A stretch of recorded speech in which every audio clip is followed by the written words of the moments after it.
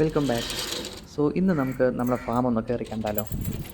Yes, ഇപ്പം നിങ്ങൾ കാണുന്നത് ഞങ്ങൾ രാവിലെ ഫാമിലേക്ക് എൻ്റർ ചെയ്യുന്നൊരു വിഷ്വലാണ്. സോ നിങ്ങൾക്കിപ്പം നോക്കിയാൽ കാണാം, ഒരു 5 to 10 ഡേയ്സ് 10 ട്രേസ് നിങ്ങൾക്ക് കാണാൻ പറ്റും. അതൊക്കെ ഒരു 1 to 2 ഡേയ്സ് പ്രായമായിട്ടുള്ള ട്രേസ് ആണ്. എന്താണെന്ന് വെച്ചാൽ ഞങ്ങളൊരു 2 ദിവസം മുന്നേ ഗ്രോ റൂം മൊത്തമായിട്ട് സാനിറ്റൈസ് ചെയ്തായിരുന്നു. നിങ്ങൾക്കറിയാം, ഇതൊരു റോ ആയിട്ട് കഴിക്കുന്ന ഒരു സൂപ്പർ ഫുഡാണ്. സോ ഹൈജീന് ഭയങ്കര മസ്റ്റാണ്. അതുകൊണ്ട് തന്നെ ഞങ്ങളൊരു 2 ആഴ്ച കൂടുമ്പോൾ റൂം മൊത്തം സാനിറ്റൈസ് ചെയ്ത് അങ്ങനെ ഒരു നൈറ്റ് അതേപോലെ കീപ്പ് ചെയ്തിട്ട് പിറ്റേ ദിവസം മോർണിംഗ് ഫുള്ള് ക്ലീൻ ചെയ്തിട്ടാണ് അടുത്ത ബാച്ച് സ്റ്റാർട്ട് ചെയ്യുള്ളൂ. അങ്ങനെ ക്ലീൻ ചെയ്തിട്ട് സ്റ്റാർട്ട് ചെയ്ത ഫസ്റ്റ് ബാച്ചാണ് ഇപ്പം നിങ്ങൾ കാണുന്നത്.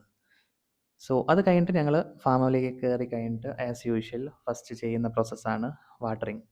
ഇതിപ്പം ടോപ്പ് വാട്ടറിങ് എന്ന് പറയും.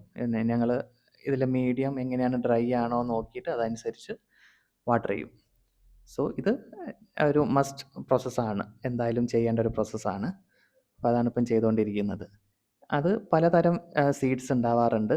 അതെങ്ങനെയാണെന്ന് വെച്ചാൽ ഞങ്ങൾക്ക് ഓർഡർ കിട്ടുന്നതനുസരിച്ചായിരിക്കും സീഡ്സ് സോ ചെയ്യാറ്. ഇനിയിപ്പം നിങ്ങൾ കാണാൻ പോകുന്നത് സൺഫ്ലവറിൻ്റെയാണ്. സൺഫ്ലവറിൻ്റെ ഒരു കാര്യം എന്താണെന്ന് വെച്ചാൽ സൺഫ്ലവർ ഒരു ഭയങ്കര ഡിമാൻഡുള്ളൊരു സീഡും കൂടിയാണ്. സോ അതെങ്ങനെ പോയാലും ഞങ്ങളൊരു സോ ചെയ്യുമ്പോൾ ഒരു 2 to 3 ട്രേസ് ആയിട്ടാണ് സോ ചെയ്യാറ്. ഇത് നമ്മൾ അടുത്ത ബാച്ച് ചെയ്യാൻ വേണ്ടിയുള്ള സീഡ്സ് കുതിർക്കാൻ വെച്ചതാണ് നിങ്ങൾ കാണുന്നത്. ഇതൊരു ഇത്ര ഹവേഴ്സ് കുതിർക്കാൻ വെച്ചിട്ടാണ് നമ്മൾ സോ ചെയ്യുക. ഇനിയും ഇതുപോലത്തെ വീഡിയോസ് വരുന്നതായിരിക്കും. So kindly do follow. Thank you.